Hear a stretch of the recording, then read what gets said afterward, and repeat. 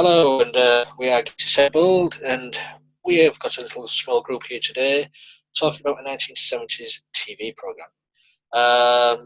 We're discussing two particular episodes of $6 Million Man, starring Lee Majors.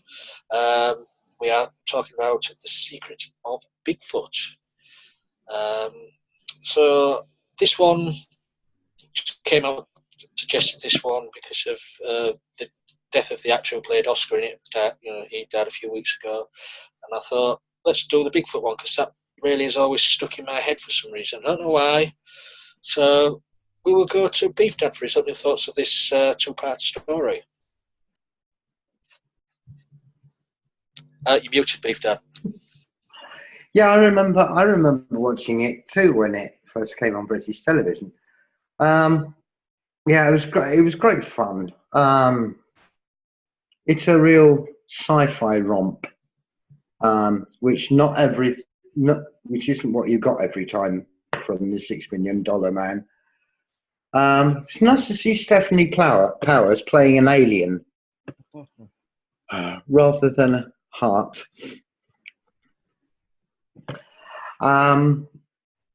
Yeah, it's an Andre the Giant playing Bigfoot, and everybody in England remembers Andre the Giant as a wrestler from Saturday Afternoon Wrestling. Yeah, it's a pretty well written romp with some pretty average special effects. Yeah, the earthquake was pretty good. But the thing is, it's amazing how easily you can make polystyrene look like rock. But yeah, it was excellent. Yeah, because Steve Austin almost gets romantically involved with this female alien, and yeah, the whole thing is just so clever, and the base is going to stay there. The alien base is staying there while they observe humanity, and it's just so cleverly done, so cleverly thought out, and yeah, I enjoyed the performances too. The performances, I couldn't think of a weak performance in it. Really, they were all pretty damn convincingly happy people. Wow, I'm glad it brought back. Yeah, they make me smile. Yeah, it brought back memories of Saturday tea times in the 1970s. Let's go to Alex and Susan then to see what they have to say about this story. Well, as I was mentioning before we went to the actual podcast, this is the same writer and producer of The Incredible Hulk. And he usually did pretty realistic, down-to-earth. And this one, it's a little far-fetched. I did read up on it, and it wasn't, the book novelization was actually a little nastier, and this was actually intended to be like a TV movie, and it was released in Europe. And I know Stephanie Powers was big from The Man from U.N.C.L.E., and in the 80s it was Heart to Heart.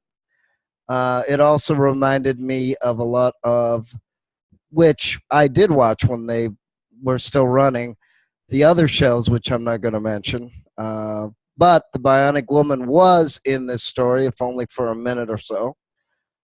Richard Anderson, not to be confused with Richard Dean Anderson, who was MacGyver, the original one, not the new version. Richard Anderson, I always liked him as Oscar. He was in both The Bionic Woman and The $6 Million Man and the TV reunion movies.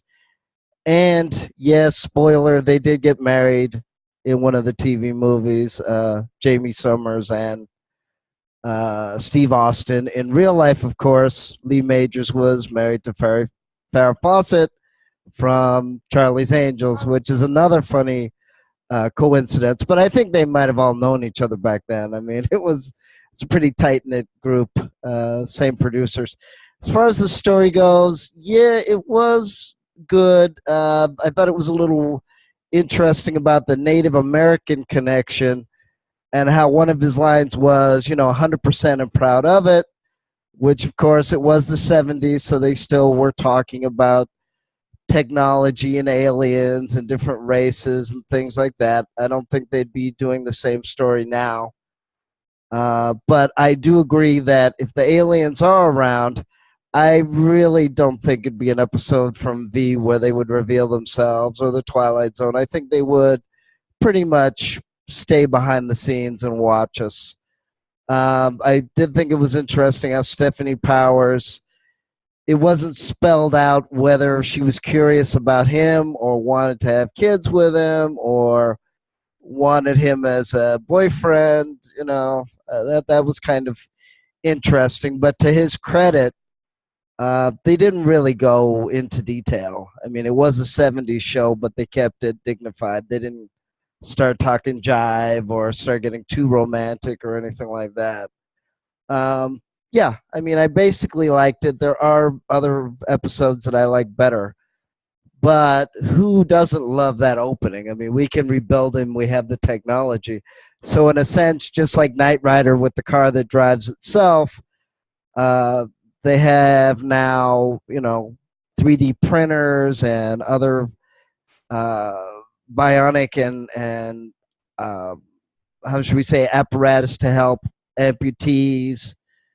So many years later. So it is kind of funny how it does sort of imitate life, actually. And I don't know if it's partial imitation or partial inspiring people to actually. I've actually met quite a few women that were named after Jamie Summers from The Bionic Woman, who was in this episode for about maybe 25 seconds.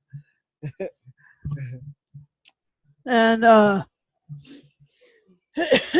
my my take on this was that it was an interesting story. Like it had a sort of a web of fear feel with the Yeti being Sasquatch, being with the military, and then the aliens are controlling it. Like those, all the aliens would be like the great intelligence. I just don't know. It was really cool, and I thought Steve Austin was great, running around in the mountains, saving lives and stuff, and also the whole tectonic technology there, that was pretty interesting. But the aliens and the tectonic technology, I take it the tectonic technology was sort of a legitimate science, but all the stuff that the aliens were doing, that was all like technobabble. It was just amazing technobabble. There was so much technobabble. And the scene where he's covered and then he's not covered. And yeah, so like there's the technobabble and tectonic and technology. It's just tech. It was high tech. It was great. Anyway, that's my bit. It's a load of tech. Yeah, as I said, this one.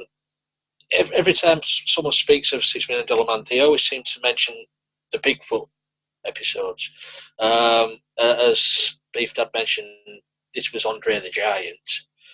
This was the only time he played Bigfoot. It was Ted Cassidy after this, I think, who played Lurch. For me, I think this one is my favourite, the Andre the Giant version. Very, very scary. I mean, those eyes and those... just coming through that was his real hair on his head. That wasn't a wig. But the rest of it was a costume, of course. But yeah,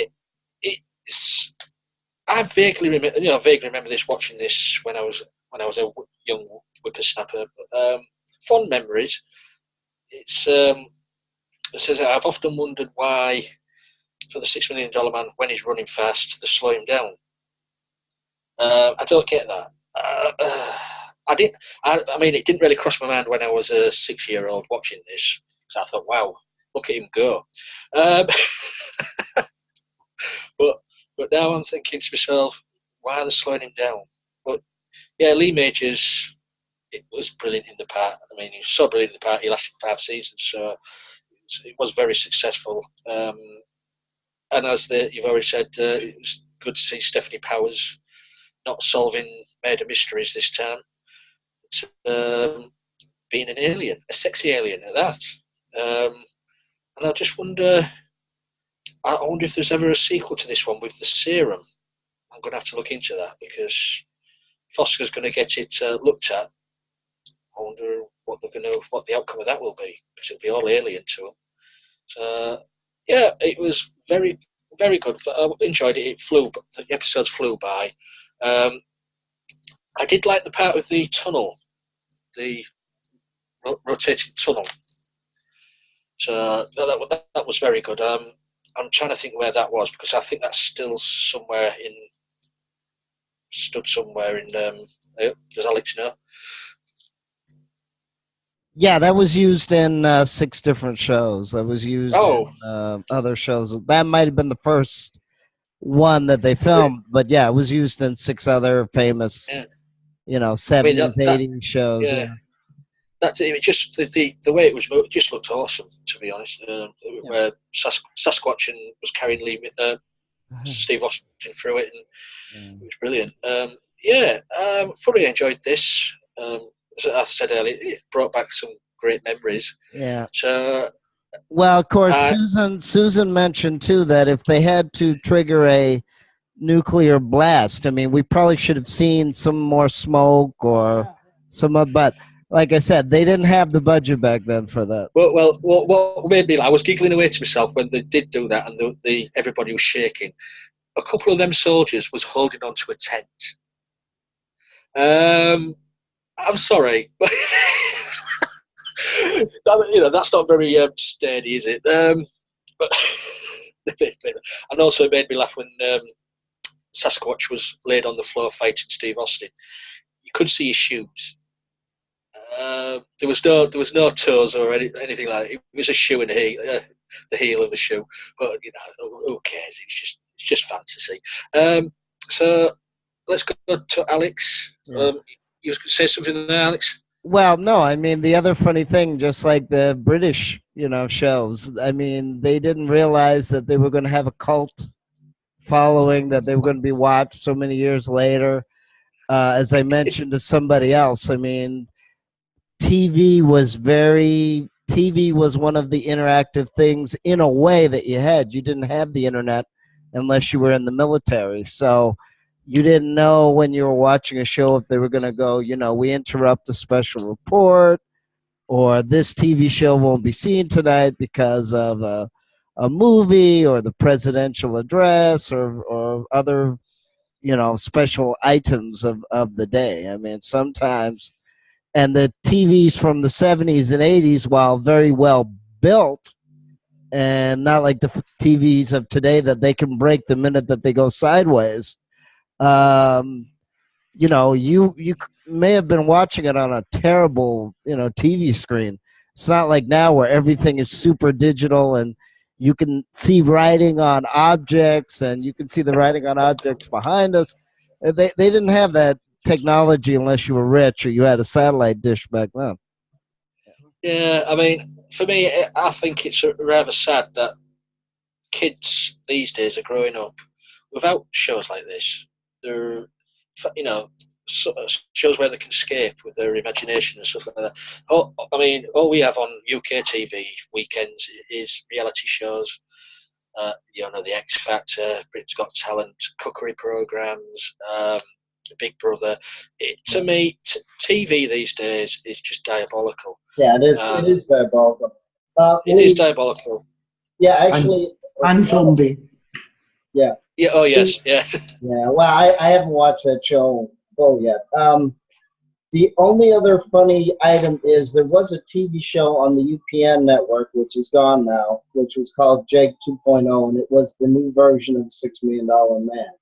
And he actually did appear on the series as Steve Austin. So, I mean, that was kind of funny that he sort of made an appearance because he was the again, the generation. This was, I think, 91 or 92, so this was many years later. Yeah, but And it was funny too how they sort of did an homage, tribute, and had him in the show as well. yeah, I mean, trouble is, they do sometimes remake these shows, but they lose something in the retelling of them. They don't have the charm what these shows have.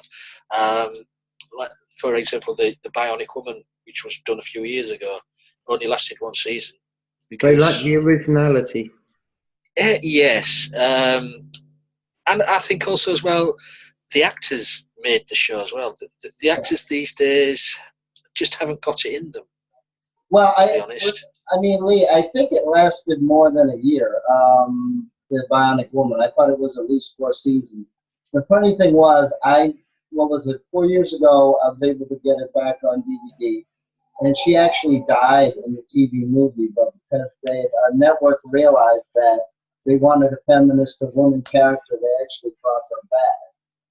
yeah. No, I'm on about the remake of the Bionic One. What happened a couple of years ago? The one with Michelle Ryan. Yeah, that was true. Yeah, that only lasted one season. Yeah. We'll go to Beef Dad, and we'll see if he got any dislikes or likes about this, or any tidbits. Yeah, as you said, the explosion, the underground nuclear explosion. There's no outward visible sign. Oh, we're having an earthquake. Let's shake the camera. And everybody else can just wobble about and cling on to things because it'll look as though they're moving because we're going to shake the camera. But then what do you expect? They didn't have the budget for doing anything bigger. The interiors of the aliens' base were. I would have thought that if they'd been down there for that amount of time, they would have made them a little bit more secure, particularly as they had basically built their base on a fault line. And with all their technology, they should have realized that an earthquake could really have screwed them up. So in which case, you make the base secure. Yeah, that was my only real criticism of it. Lee, I remember the slowed down running. But then you had that strange musical sound every time he did something bionic, which that used to amuse me no end. I remember saying to my wife when we were watching this, well, I was doing something as well, elsewise. But every time I heard that, I said, "What's he done bionic now?" And yeah, it was. But it was fun. It was fun. It was good, clean fun. Sort of an adventure, but nothing wildly extreme. Well, I mean, the other issue too is the fact that the other issue too was the commercials, and then the fact that back then, you could be watching a show with 30 or 40 episodes as well. So it's not like now when you're lucky if you even get 10 or 15. Yeah, true. So they had to stretch it out. But yeah, the only other things I found annoying, sorry to jump in, is the eye. When he's trying to look. They show like the eye graphic, which they always did, the eye graphic, and then the music was a little overdone. I mean, I was watching, I'm like, could we not have the music playing, please? It's starting to give me a headache. And then the funny thing was, just like in Time Lash with Doctor Who, this projection into the future, but somehow with his bionic eye, he could still follow them in shadow, sort of, or that double negative effect. You know, which I kind of thought was, you know, funny. I mean, they were trying; it just wasn't a great effect.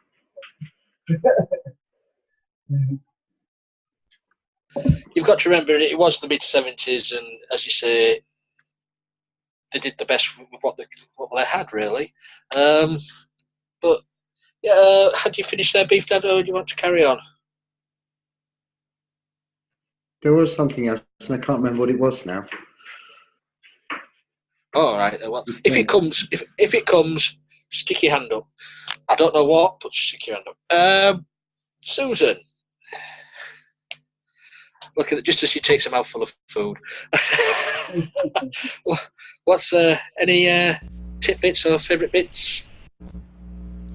Well, I liked the aliens. I liked Stephanie Powers being an alien. I thought that the romance was fun. I was like, really? He's gonna snog an alien? Really? That's funny. Anyway, Didn't Captain Kirk do that every week in Star Trek? he did. It's true. So anyway, that was great, and Yeah. And yeah, the thing that was really interesting was that it was beautiful exterior shots. They had a really filmic quality. Well, don't forget about the two explorers as well, the archaeologists. Yeah, the geologists. Yeah.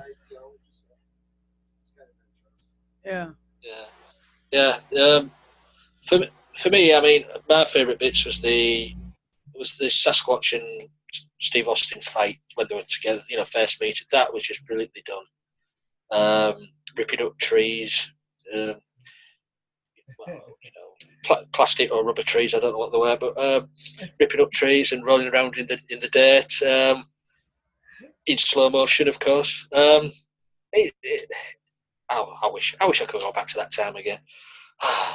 But anyways, any more tidbits from anybody else, or shall we go to final sane scores? Well, like I said, you had the married geologist couple, which is kind of funny that the story sort of got rid of them, and then they came back, but they also sort of got rid of them again.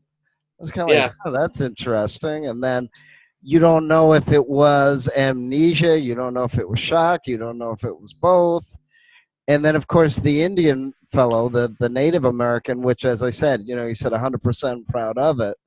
And it's like, wow. And I forgot that they, had that in that, in that story. But like I said, it was a good story. It probably could have been a little bit more developed. The book wasn't as positive. In the book, Colonel Austin was fighting them a little bit more. But to give credit, I mean, he did try to save both bases. He tried to save his buddies, and he tried to save them, which in the TV and in the book, the aliens weren't really interested in saving, Los Angeles or California. They were kind of like, if it happens, it happens. Oh dear. I just can't get around how big Andre the Giant was, though. God, he was huge, wasn't he? So let's go to final sane scores. Beef Dad, have you remembered what you was going to say, or shall we go to your score?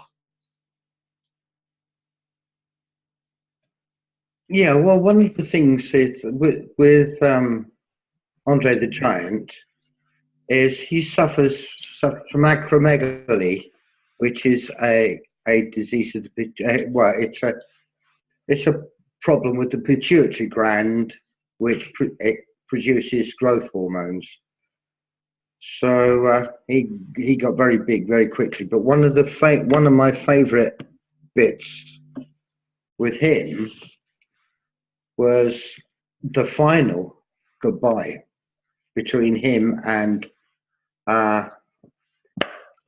Steve, and where he enjoyed working together with him. And oh yeah, he got a big smile from Bigfoot. that was a magical little moment for me. So yeah, with that, a few obviously that we've spoken about bits that didn't quite go down, so it gets a 9. Oh, that's okay. Yeah, that is a good scene where he gets a smell of Bigfoot and a pat on the shoulder as well, doesn't he? Yeah, yeah, that's good. That. Alex and Susan, what's your final say on this matter? All right, I think I'll give it an 8 out of 10. It's fun. It was a good show. Really entertaining. Really enjoyable. And I'd forgotten how much I liked uh, uh, the whole series. So that was great. Good show. This is this is why I like doing these casts, because you never know what we're going to be talking about. Well, yeah, as I mentioned before, unfortunately, Richard Anderson, who played Oscar, who was in both, the Bionic Woman and the $6 Million Man, and in the TV movies as well in the 90s, he just passed away. Yeah. Was it 3 weeks ago? Yeah, I mean, that was one of the, it's funny also how many producers were in it. Some people from Star Trek in the early 80s. This episode was produced from The Incredible Hulk. Kenneth Johnson, I think his name is. Yeah, so I mean, it was funny how it sort of triggered a lot of nostalgia. I hate to use that word triggered, but it reminded me of, again, how things come around. I mean, in the 70s, you had so many superhero type of TV shows: Spider-Man, The Incredible Hulk, Wonder Woman, $6 Million Man, Bionic Woman. There probably was a couple of shows I forgot. Now it's 10,000 super. Well, yeah, Batman as well, Super Friends, but that was animated. Now you have 10,000 superhero movies, which we've also reviewed here. So it's so funny how, I remember as a kid, oh, that's just something silly they put on TV. It'll never be remembered. It's just a phase. They won't have big budget movies about any of this. And it was so funny, too, that I remember even talking to people that used to work for CBS. They did The Flash in the 90s, and The Flash is back again. They did a version of Doctor Strange. They did a lot of superhero type of stuff. It's funny how they got known for NCIS and CSI, which was another interesting TV show that sort of influenced reality TV and other things. But again, I digress. It was a good series. Like I said, they could have been more sloppy. Special effects weren't great. The music did annoy me, but they did great. They had great ideas about the ice tunnel, about Bigfoot, about Colonel Steve Austin trying to save uh, both his team and the aliens. They had the Bionic Woman in there for 25 seconds, and she wasn't even credited. I almost wonder if they put her in there because there was a flashback scene, just like in Doctor Who, where they went back and they showed scenes from previous stories, and Jamie was shown to be running with Steve at the end of the scan or whatever you want to call it. Uh, but like I said, I mean, for 1976, they did try, and it could have been a lot worse. It could have been a lot worse dialogue. So I'd have to give it probably an 8.5. But there are better stories in the universe of the $6 Million Man and the Bionic Woman. That's true. But as I say, it was the Bigfoot one what stuck into my head. The Bionic Woman was introduced in season 3 of the $6 Million Man. There were several stories what introduced her, and then she had her own series what lasted 3 seasons. Yeah, enjoyable. Yeah, I did enjoy it. I forget the TV movie that they got married in. Alex was I think it was called Bionic Ever After, which was in about 1997. So they were still at it back then. Yeah, I don't know. loved it. I loved Andre the Giant as Bigfoot. Loved Lee Majors as Steve Austin. If you ever get the chance, check him out in season 2 of Ash vs Evil Dead. Playing Ash's father, hilarious. But for this episode 2-part story, I'm going to give it an 8.5. I enjoyed it. Brought back some wonderful memories of watching it on TV. So that's another one in the can, as we say. So I'd just like to thank these guys for talking everything $6 million. Follow us on Twitter at Geeks Assembled. We've got a Tumblr. I'm trying to sort out Instagram for us at the moment as well. I'm trying to get that sorted. So I'll let you all know when that's up and running. We've got our own Facebook page. You'll find us on there. And say if you're watching this, you're watching us on our YouTube channel. So I hope you subscribe to us. Give us a thumbs up. Give us a dislike. Give us anything. I don't care. We'll take it. We'll take anything. Leave a comment. Let us know what you thought of the $6 Million Man, of Bigfoot, or the cast members. Is Susan asleep too much on the couch? Is Beef Dad just looking wildly insane all the time? Who knows? Leave these comments. And Alex, you got something to say now?